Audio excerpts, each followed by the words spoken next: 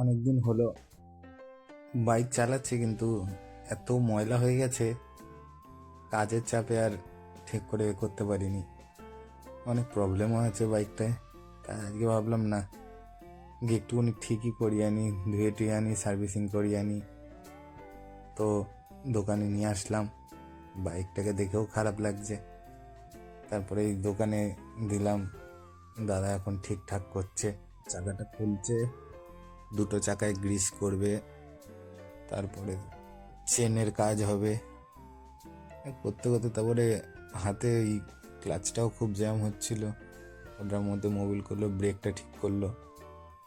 এই করতে করতে তারপর আমি ভাবলাম না, বাড়ির দিকে যাই, কি করব, গিয়ে খেয়ে দিয়ে স্নান করে আসি, কারণ অনেকক্ষণ টাইম লাগবে, আরও বাইক আছে। তাই চলে গেলাম। গিয়ে বাড়ি থেকে খেয়ে দিয়ে আবার যখন রিটার্ন আসলাম, দেখি এখন সব হয়ে গেছে। এখন গাড়িটা ধোয়ার কাজ চলছে, ধোয়া মোছা করছে। ওনাদের পাম্পটা খারাপ বলে তাই হাতেই ক্লিন করে দিচ্ছে। আর এই হচ্ছে ফাইনাল লুক, পুরো পরিষ্কার লাগছে, চকচক করছে। বাইকটা পরিষ্কার থাকলে নিজের মনটাও খুশি লাগে, ভালো লাগে।